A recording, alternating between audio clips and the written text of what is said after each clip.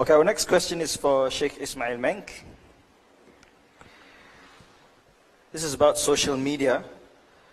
How should we as people of Jannah react when our brothers and sisters in Islam commit bad acts and they go viral in the social media? Is it right to be judgmental?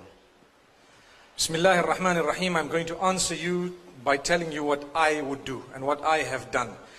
If you know how social media works, there is very little that you can actually do about what goes viral and what people put up. They put it up, they're free to put it up. If you block them, for example, sometimes you might not see what they've said, but other people will see it.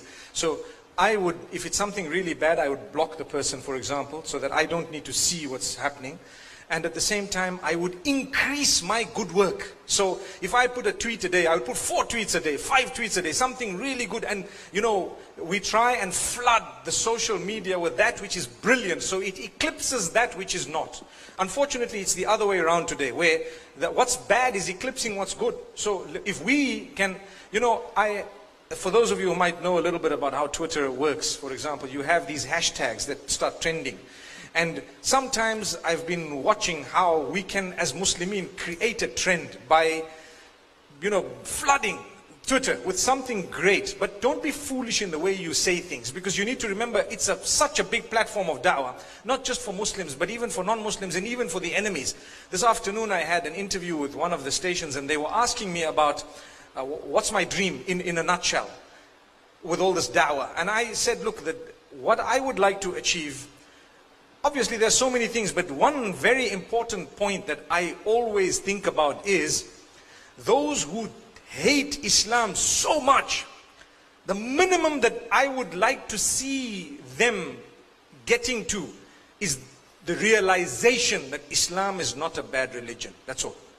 So if I can do that, and if Allah has used me to do that, we've actually dropped down the enmity of the enemy, which is a big success.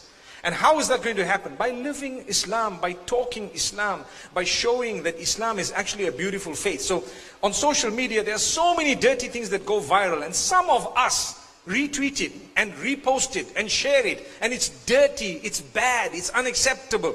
If you take a look at the amount of sharing that goes on of dirty songs of people, and you know, the fashion world and nudity and so much, it is in the millions. To be honest with you, 100,000, 500,000. You look at YouTube, the number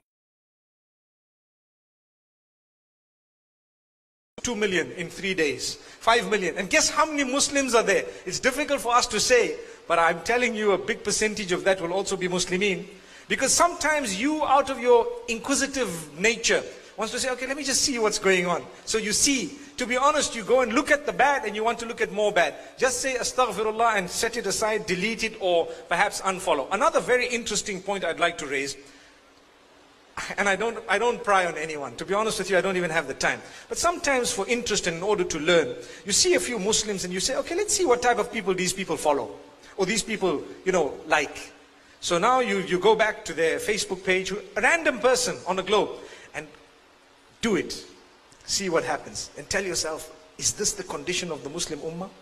When you see, for example, out of the 500 people we're following, those who might give you religious messages are just 2 or 3. The rest of them are Justin Bieber, and someone told me he's a Yemeni, his name is actually Baba'ir. I said, no ways, it's not correct, not at all. And then someone else comes up with some other person, and I don't know the other names. There is a very, very famous woman, Perry, if I'm not mistaken, Katy Perry, that's the name. And the Muslims are the ones who actually, wow, this is good and that's good. Come on, relax. This is going to go down in your book of deeds forever and ever. You'd rather just say, look, unfollow, done. Not because we hate and we this, but it's just because we want to follow a good example. That's it. And don't be shy to say, okay, someone looks at your timeline and they see, okay, there's only people who are calling towards goodness. What's wrong with that? Nothing at all. Don't be shy. So I hope these are just a few guidelines, and I've spoken to you from what I would do myself. Flood it with good so that the bad is eclipsed. Wallahu a'lam. Wallahu. Jazakallah khair. We were just discussing with the brothers, Sheikh, that it's a sunnah of Allah that Sahih Hadith is rarely going viral. It's very rare that Sahih Hadith actually... Can I add something? Okay. Today I want to say something that I've never said before in public. When I started some time back, and it was just a coincidence, there's a whole history of why I was on Facebook and how I was on Twitter and so on. I'm not going to get into that. But I used to quote a verse of the Quran, and I used to get people who used to say things, and sometimes you have a verse or a hadith, and sometimes you know there is 140 characters, you got to get a message through in that many characters on Twitter. So I noticed, wallahi, and Allah is my witness, that there were people who used to swear sometimes the message that comes from the Quran, disagree with it, and they would find fault with it, and they are Muslims. And I felt it so bad. I had nightmares, and I said, no ways, I can't do this.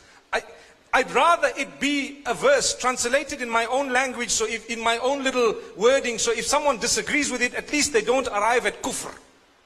Because to disagree with the verse of the Quran, it removes you from the fold of Islam, that's it.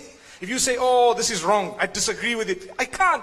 I will cry because I was the one who put the verse up. So because I saw this, and because I saw the impact of it, and I said, if they disagree with what I say, perhaps there is something called ta'wil. You know, you might be able to say, okay, this person doesn't know, they did this, they did that. So so this is when I took the verses or the ahadith and translated it into normal, simple English and then pushed it up. That's why I do it this way. People say, why don't you quote the hadith? Why don't you quote?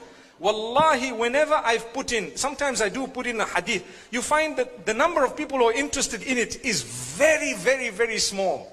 But the minute it's not a hadith, or it is a hadith worded in different language, for example, and you don't say it's a hadith, wow, the world is like, subhanallah, but where did you get it from? Islam. It's actually a Muslim quote. So we do have a sickness, I agree. You know, my wife always tells me, just look at it. You put in a verse of the Quran and check what happens. Nobody's interested. But put a quotation of Albert Einstein and the world goes, wow. Why?